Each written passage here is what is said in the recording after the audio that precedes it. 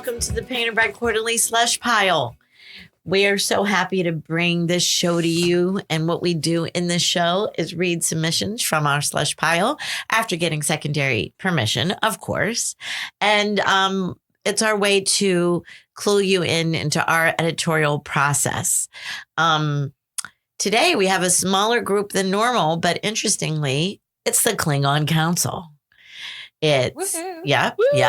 But none of us speak Klingon. None of us speak Klingon. Marion's sister does, but that's a different story. I have a dictionary. I can do the Vulcan hand thing. That's about it. I tried for years to get it changed to double doctoring. The Klingon Council has stuck. That's true. What's funny about Klingon Council is that none of us are Trekkies. So I don't know why we use that one, but it's what stuck. It is what stuck.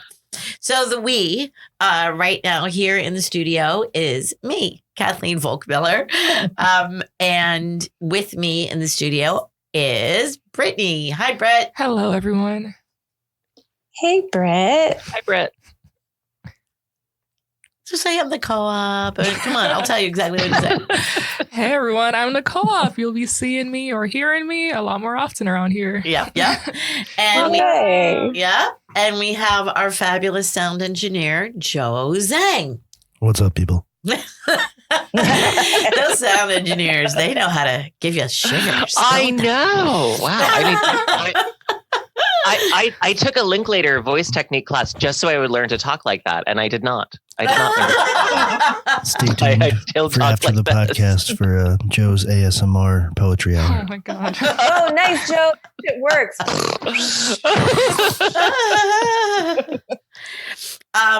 Jason, where are you? I am in my office. Yes. I am back at the lovely I can't say anything. The Bureau of Manhattan, the Borough of Manhattan Community College, in my wonderful office, and I have to tell something to our loyal slushies.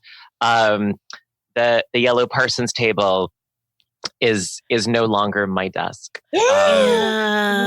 That when I come in from work, I'm obviously at my beautiful prefabricated, Staples ordered furniture. At home, I now work at my mother's writing desk. Actually, I have my mother's secretary desk with a little that's wonderful. Fancy little heirloom that I like. But yeah, so the parsons table is now a dining room table, and I will no longer be coming to you from it. Right. So, but thank you for the parsons table love. I really do appreciate it. Yes. We had so many people stop at the AWP conference and talk to us about the yellow parsons table.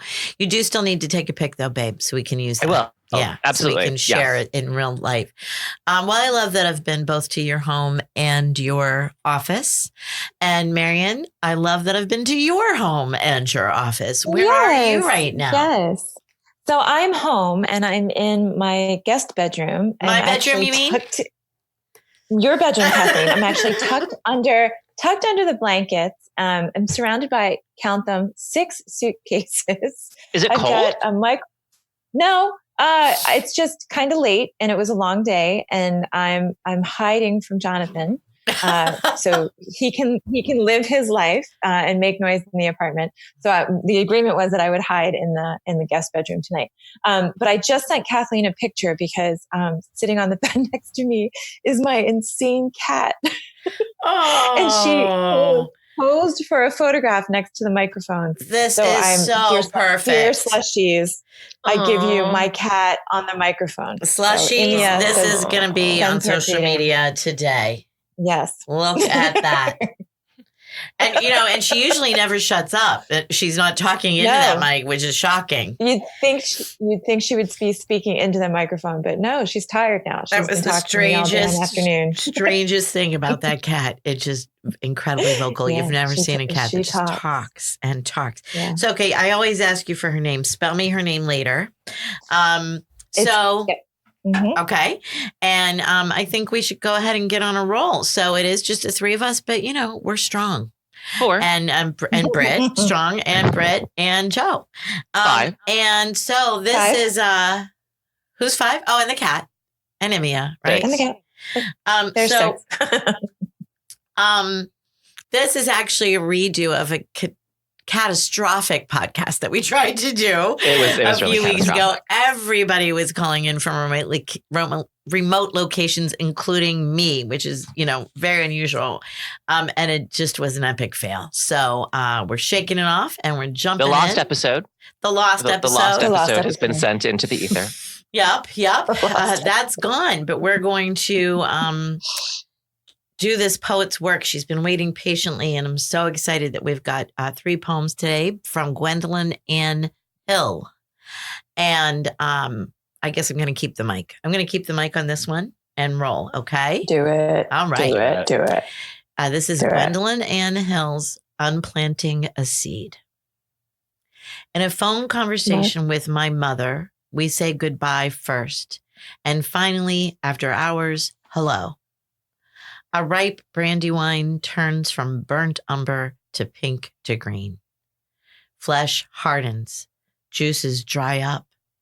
As the fruit lightens, stems lift their droop.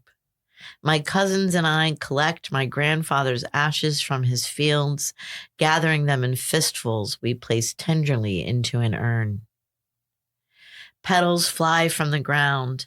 Pollen migrates upward from deep reproductive recesses, attaching to a bee's leg.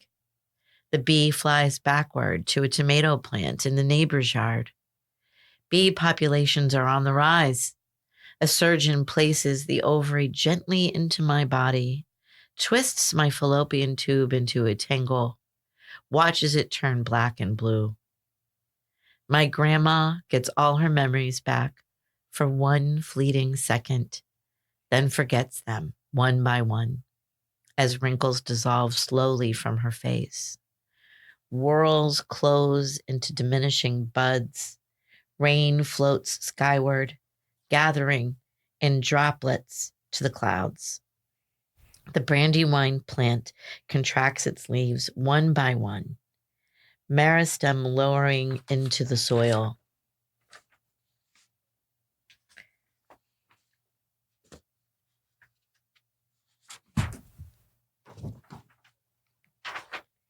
My grandfather collects pesticides into nozzles. His plows reverse the soil back into place. He tucks weeds between vegetables. Rivers run clean all the way back to the source. My mom is a teenager, pulling smoke from the air with her lips, returning to the town she will call home, its population growing, then dwindling, to fade eventually into prairie. Roots recede, cells merge, walls breaking down between daughters. A casing hardens around the seed. My grandfather, now a boy, eyes shining beneath the shadow of his hands, plucks it out of the ground between thumb and forefinger and places it carefully into the seed packet, closing the hole he made in the earth as he moonwalks away. That was beautiful. Oh, It was like watching a movie. You're reading too, but I'm in like a poem. Forget Gwendolyn Hill. Right? It was like watching a movie being rewinded. Yeah. I almost like saw the earth Yeah. at one time, and it was like rewinding back into an autumn. Yeah. Yeah. Cool. Yeah, I'm with Brett. Like it so reminds me of that Charlie, was it? I guess it was like back in the early 2000s, the film Adaptation. Yes. I think it's like based on The Orchid Thief. Nick Cage plays Charlie Kaufman. And the opening moment, he says like, "How did I get here?" Right.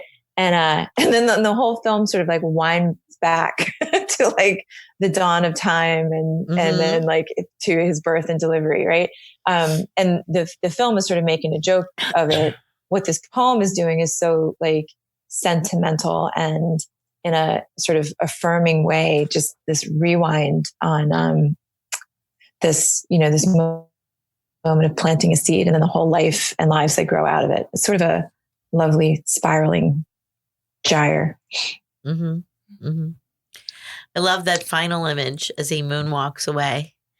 And and then she sets us up like right from the beginning. We kind of, we get that we're going to go backwards, right? Yeah. But using the most obvious one with the goodbye first and after hours hello.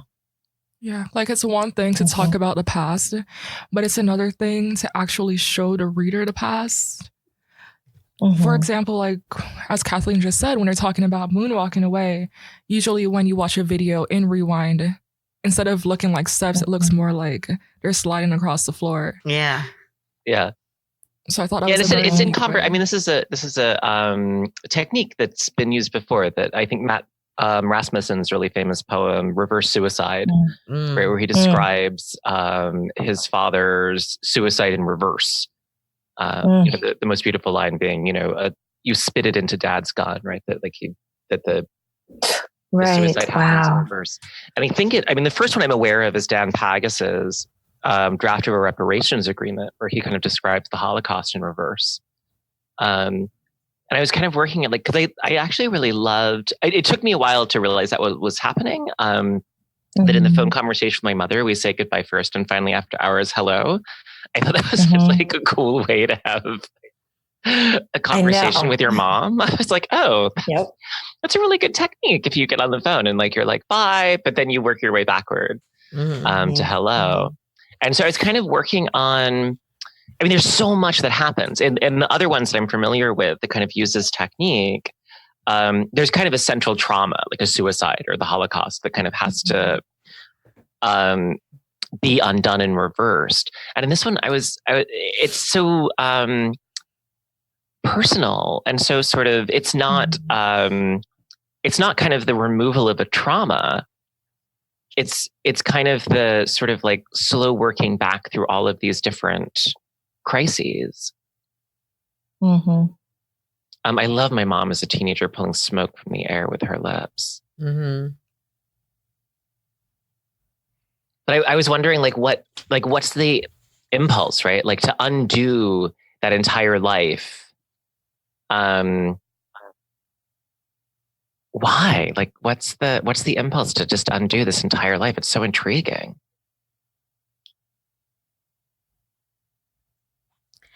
Yeah, that's interesting. It's so funny.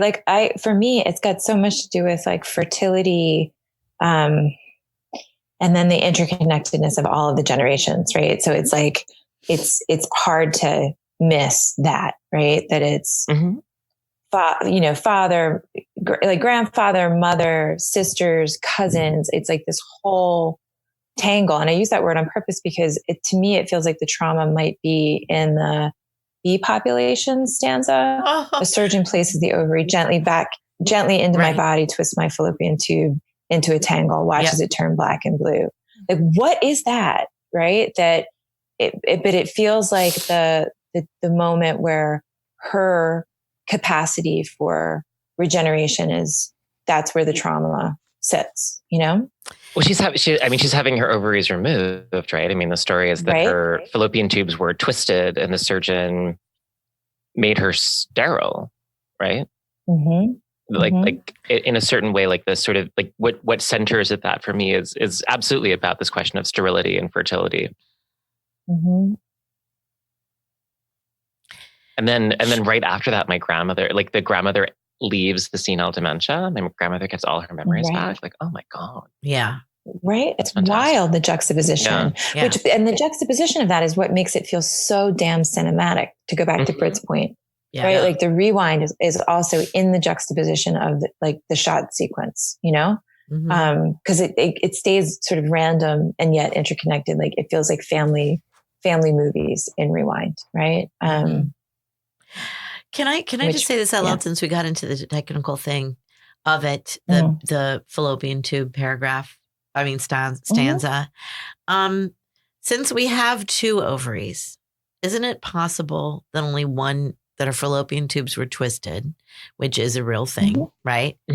Yeah. I don't know why the ovary has to also be removed. And it does seem that one must have been, but she does still have another. So I was actually thinking the opposite of what Jason said. This is why I bring this up. Jason said rendering her sterile. I think she might have been rendered fertile, because her fallopian tubes got untangled, right? So So she the could surgeon is still, placing the ovary back in her body. yeah, but you have two, babe. We That's had true. 2 ovaries?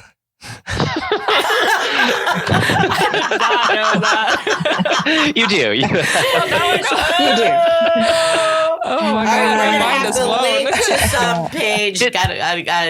But can I also say, and of course, there's also the possibility of retrieving the eggs. Yeah.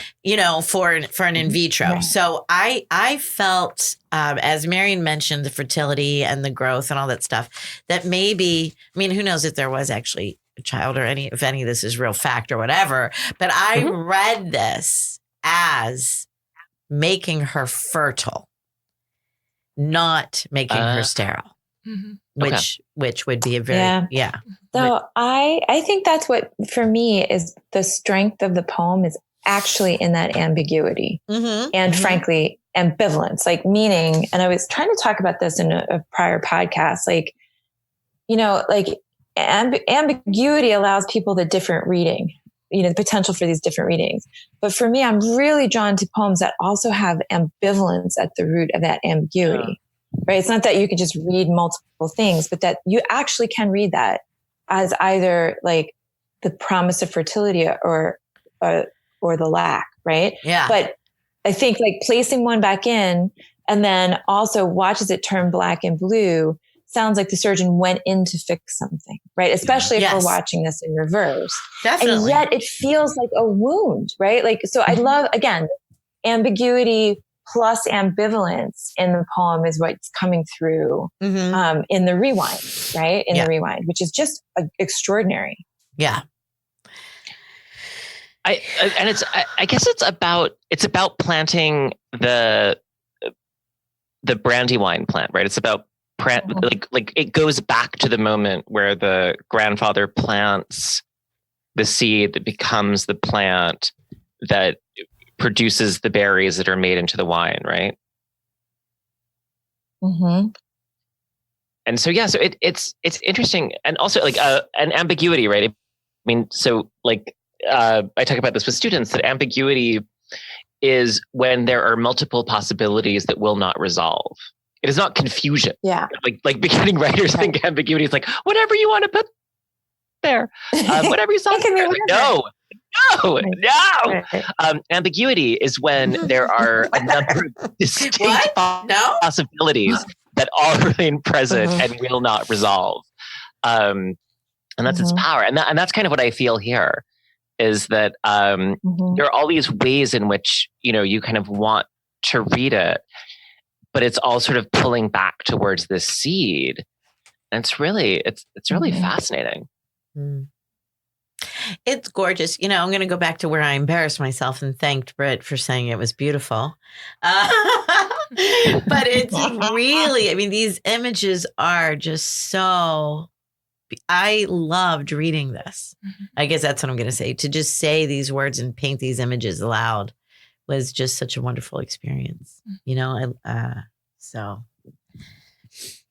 I would love to know her technique of writing this poem. Like, did she write it in a forward in order first and then rewrite it? Because it was so well done. Yeah, that's fascinating. Well, I think you should feel free to ask her. Yeah, absolutely. I also feel that we should vote, because we do have 2 more from this poet. So let's do it to it. And Marion, you're going to Facebook message me, and Britt and I are in the room. I am indeed. And here we go. Joe, we actually do need you to vote, babe, because guess what? We're 4 people. Okay. Oh, wow. Tiebreaker. All right, here we go. 1, 2, 3, vote. And it's unanimous. Woo! Woo!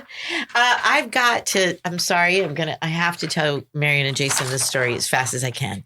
We had a slam on Thursday. We're sitting there. We're still having an editorial meeting. Dude comes to the door. And as those of you who might know, Philadelphians and anybody else who wants to come visit. I have 2 empty bedrooms. But come on a Thursday and go to the slam. So people have to be like standing in a vestibule and seen by a surveillance camera. And this person comes in, and I noticed, because he had a hoodie on wrapped real tight around his face. You know that look where you're like, it's a little creepy, and a giant backpack, right? He comes in, I hear him saying words with Danny or whatever. And then he comes up to us and he goes, hey, I just got back from Philly from the New Orleans Poetry Festival. And I saw an Instagram post about this event and I thought I'd just come right over. He was literally like off the bus or train, right? But then here's where it gets even more fascinating. We tell him, well, we're in the middle of an editorial meeting and, you know, we're going to start in about 45 minutes to an hour, And he goes, okay. And he sits at the edge of the table closest to our editorial meeting. I kind of had a fear that he was one of the people we were reading and he was like trying to. And he fully leans in. I'm talking elbows on knees. Leans in. Did he join? Is he a new staff member? Or are you telling us about Well, I am telling you that in true PBQ democracy, I absolutely adored it that the interns and Britt were like, get over to the table, dude. Why are you over there? Because he was chiming in. He was sitting at the opposite table and already began talking about the poems. As we were talking about the poems, we were like, well, you might as well just sit over here. So he joined us. And he actually did a really good job. Yeah, he did. He has some intelligent responses. Absolutely. It's so funny, right?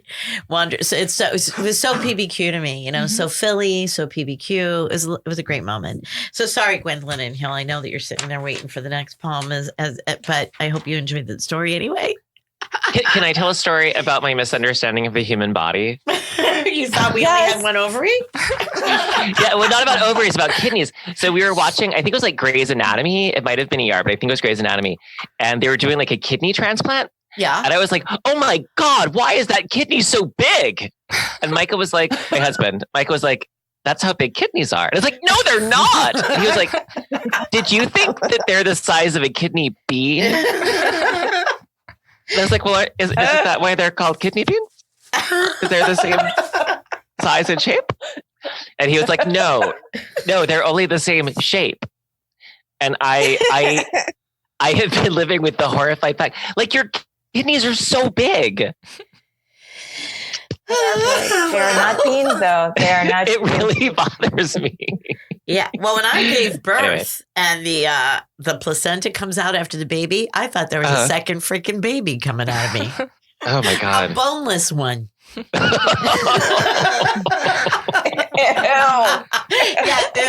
Yeah, ew. And the doctor, like, it was a hand over hand move. Like, that's you know what I mean? Like, blop, blop, blop.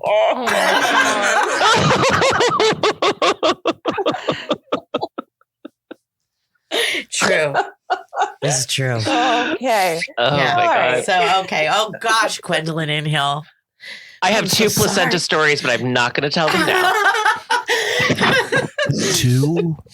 We have two placentas? But they're not for now.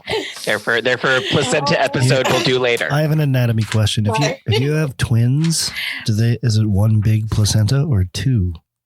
I think that definitely varies depending on whether they're the identical or the fraternal, because sometimes they're in their own sacs and sometimes they're in one sac. Right. So if they're in their own sac, yes, you would actually have two placentas, I think. Slushies, feel free to correct me. I'm Googling right now. And according to the University of California, San Francisco Medical Center. Fake news. 70% of identical twins end up with a single placenta. But fraternal twins have their own placentas. There you go. Then I was right. Yeah. 1% of identical twins share a single placenta and a single sac. Wow. Yeah. Very interesting. I cannot confirm that, but fun fact, my grandma had 5 sets of twins, and no one in my generation was a twin. Oh my God. So apparently it skips a generation. So your generation is who has the twin. Exactly. Right. I'm terrified. Right. That's how it works in my family. My family is spot on with every other generation having twins. God. Right. I have twin uncles and my brother. Back up a minute, Britt. Do those numbers again. Your single grandmother had 5 sets of twins? Is that what you said? Yes. When you say were there any single twins? What do you mean your single grandmother? What do you mean? No. Like, I thought, okay, maybe all of her grandmothers had twins, right? So she had 2 grandmothers. One they both have grandma twins. had Got like 10 one grandmother. babies Yes. via 5 pregnancies. Yes. I mean, she had more. 5, that's Single. a lot of babies. How many That's a babies lot did of she have babies. altogether? Honestly, I have no idea, but there were a lot. Really? Yes. Wow. Go Britt's grandmother. Another That's fun fact, amazing. my granddad was like 65 when he met my grandma, who was 22. Yeah. And this is the man that impregnated her all those times? Yes. Oh, my Lord. Wow. We're going to have to And call the this great episode the world OBGYN episode. Wait, he was 65 when he started? Yes. He moved to Jamaica and met my grandma, who was in her 20s. Wow. Yes. Wow. So he must So have at lived their till high about- school graduations, he was like 100? Yeah. Like- he died at like 75. Whoa. Wow. Yeah. So Oh my in, God. 10 years, So she had all those 10 My babies? numbers are probably 10-year-old. off, but yeah, he was an old man when he met my grandma, who was a young lady. Wow. Wow. Dang, that's amazing. That Do you is think pretty she amazing. was like, I can fly this plane? Or do you think she was like, okay, he knows what he's doing? What aspect? Wait, where are we going? What? What does that even? That's fantastic us and off topic. confusing. If you don't mind me asking, how old is your grandmother now? Oh, she died a long time ago. I Oh. don't remember. Generally, what would she be? What would she be? Oh my God. Okay. I don't know the answers to these That's okay. questions. She died before I was born. She died before you See were what born. happens, Yeah. Britt? You speak up in a podcast, and suddenly we're all like, "Tell us about your grandmother." Write a poem about her. I will. You know what? Good Mhm. idea. Maybe a You whole should. story. Yeah. Actually, Britt is a Yeah. fiction writer. I should make that clear. Yes. But, you know, she could still dabble in poetry. In fact, she has to. She's in my creative writing class Yes, right I am. now. Be Thursday. We're starting to Oh. move into poetry. Okay. But speaking of poetry, Marion, why don't you do this one since you sound so unrapturable today? Oh, okay. I love the confidence in my technology. All right, Gwendolyn Ann Hill, hold on to your hat. I'm about to read your poem. This wood is a true ebony, but it needs a century to grow. Split by the Bottomland Creek in mid-October, a persimmon lay on a bed of netted leaves, waxy skin hiding the dazzled jack-o'-lantern fruit. I extract an ant invader, lick my lips. A little rot sweetens it for sucking, like jelly grandma boiled all summer, the sun with sugar and pectin, a drop or two of rose water. Fallen from a thicket with bark deeply rifted and cracked, charred campfire logs, blow on them. When the lights go out, these trees glow from within. Well done. Really read. Thank y'all. Thank y'all. And I love, Britt, by the way, whether you anticipated that or not, that we were talking about your grandmother, and then a grandmother Showed up. appears here. Yes. Right? She showed up. You called her up. Mhm. Is there like a false ebony? I'm sort of intrigued by the idea of the true ebony. True ebony, right?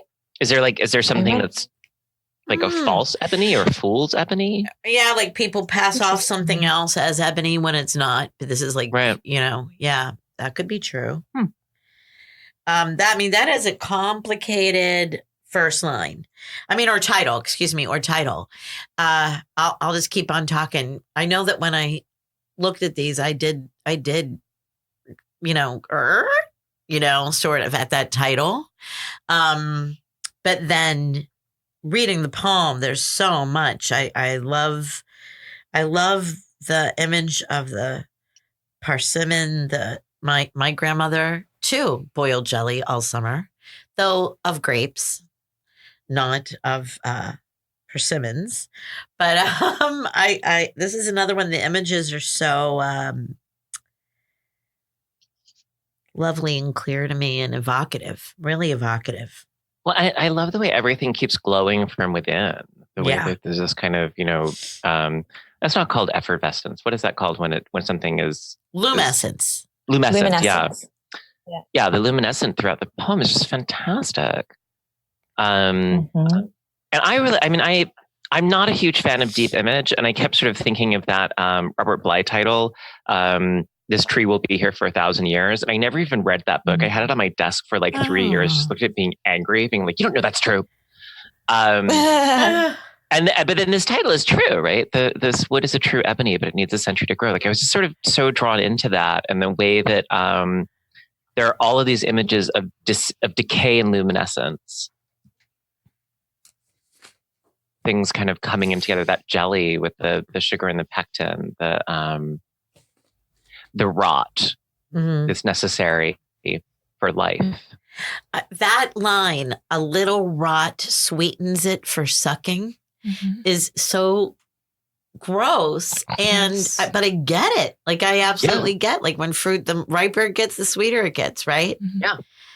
I'm picking the ant out to eat it and extract an ant invader, lick my lips. Like that just makes the speaker more excited to eat this fruit. I'm just thinking of bananas. Apparently, you're not supposed to eat them unless they're freckled. Oh, I prefer the Really? riper. Yes. I'm always grossed out when people eat it with any green on it at all. Ugh. Yeah.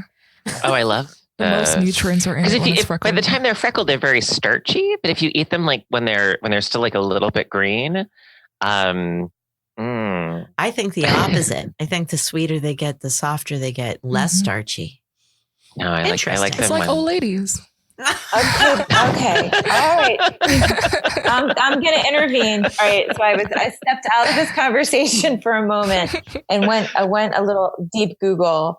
And, when somebody said, why call it true ebony? Jason, when you were saying why true ebony, what's that got to do with anything? What about false ebony?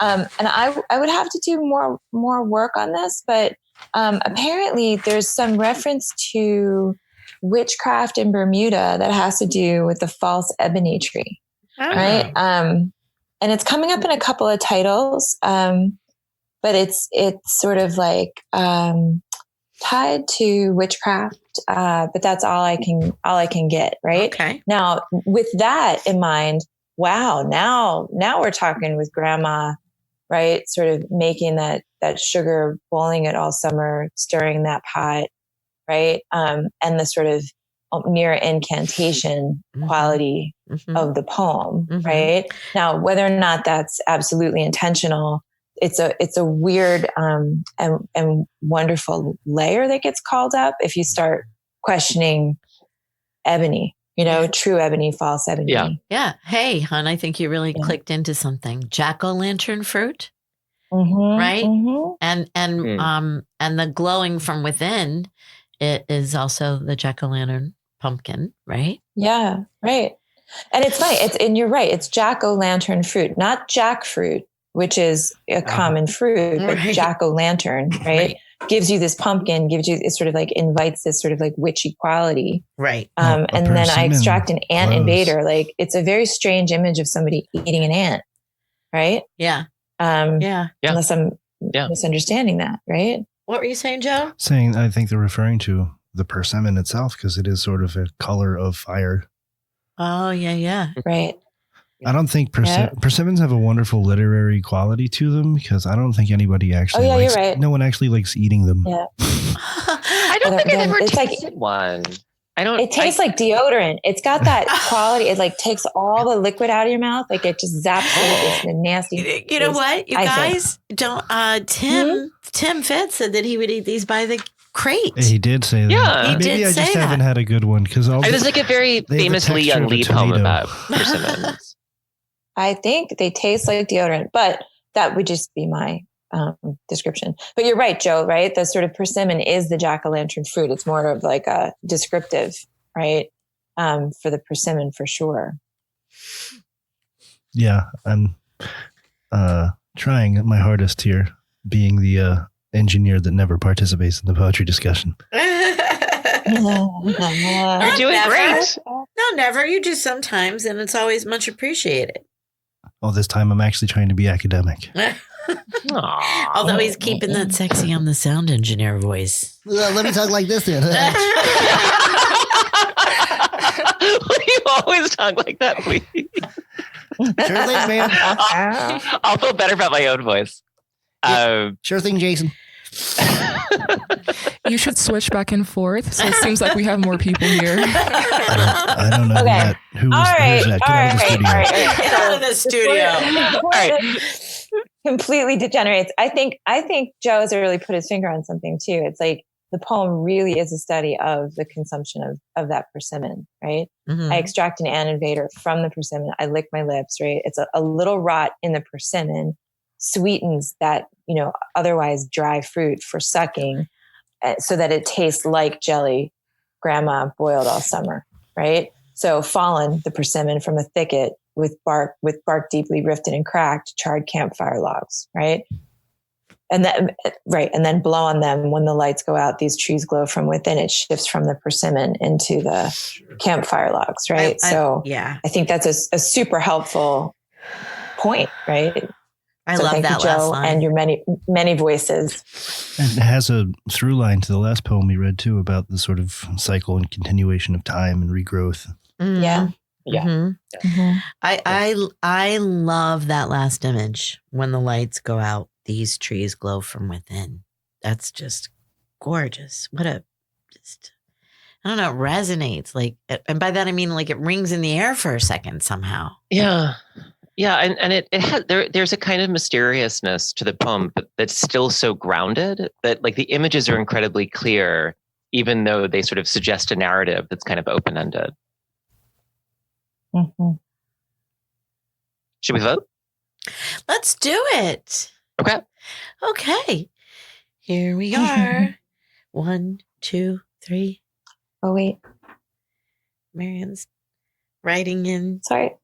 It's okay, girl. Slowly, sorry. I'm psychically predicting what your answer is going to be.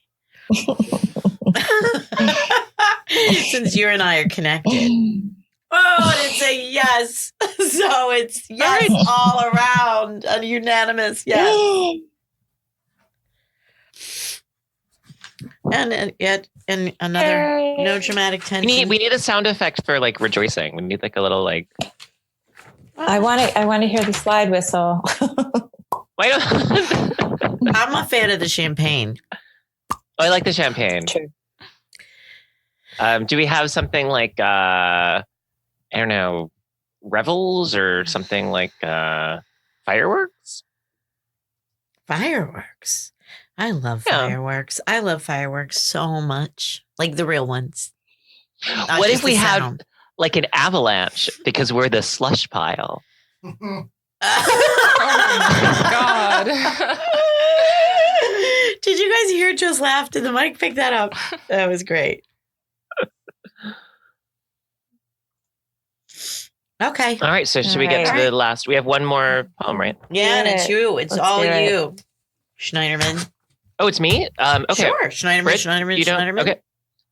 We as seeds. Right now, we are enduring a period of cold stratification, as we must. Let the sun droop low, let the snow melt, crust, pile up and melt again, tumbling over the husks of our bodies. Let the temperature drop, let the starlings flock to peck at the detritus that engulfs us, burying us over and over again. Only this long freeze can soften our shells. Only this dark, washing and rinsing of our skin can bring us to bloom. Lovely.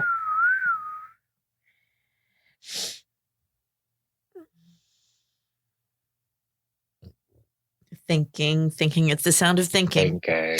It is a thanking. I love how this becomes this like prayer almost, right? Because it sounds at first so sort of, declarative and factual.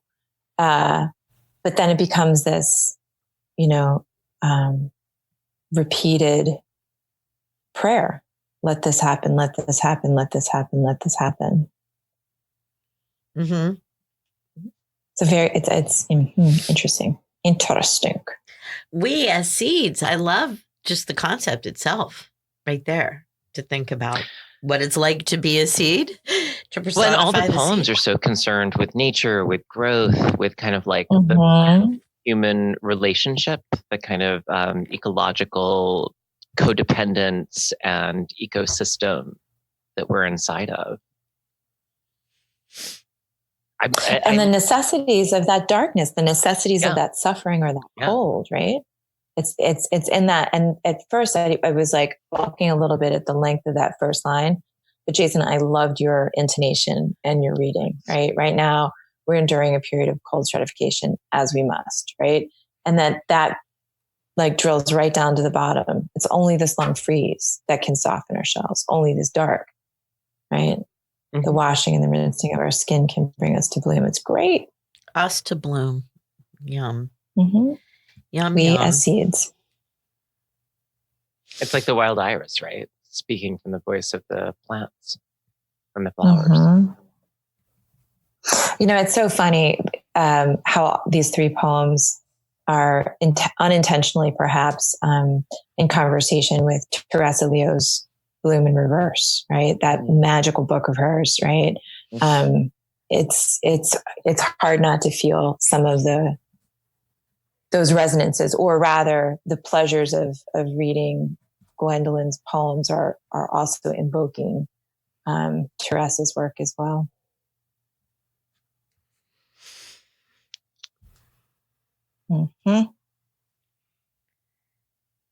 So with this one, it's a really different strategy, though, because with the other ones, there was a very human relationship. It was very much about kind of like people observing and interacting with the landscape. And in this one, the speaker is the plant, right? The speaker is experiencing winter and waiting for the chance to return as a flower.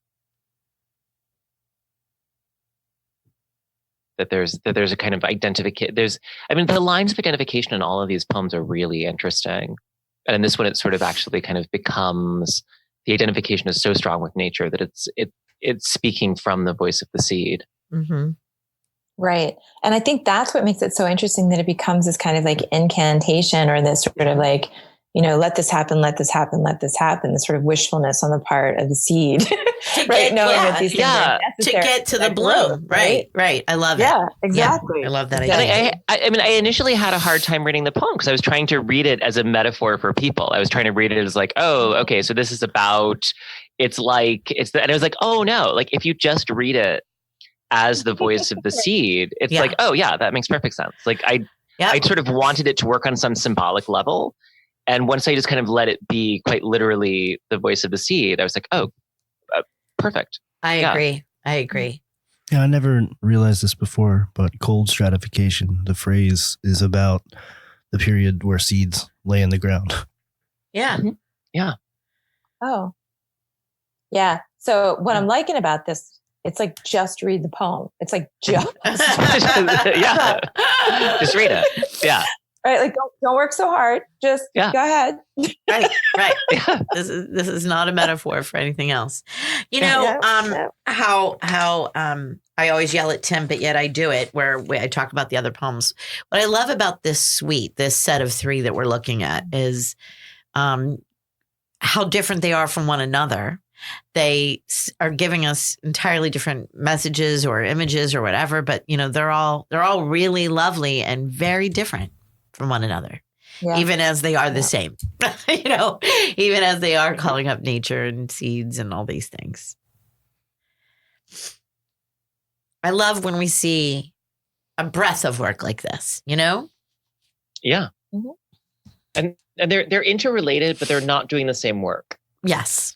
Thank you. Yeah, that's exactly they what act I mean. as kind of a triptych, but they don't reproduce. They don't kind of stay in the same place. They like really move around perspectives and concerns.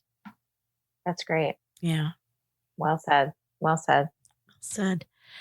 Guys, I think there's nowhere to go but flipping thumbs. I think it's time to throw thumbs. Do it. This is time for our new segment, Flipping Thumbs. Flipping thumbs. Flipping thumbs. Okay. Are we ready? Yep. 1, 2, 3, flip. Flip. It's unanimous. Woo! Oh my gosh, I love flipping thumbs. We have so many possible titles for this episode.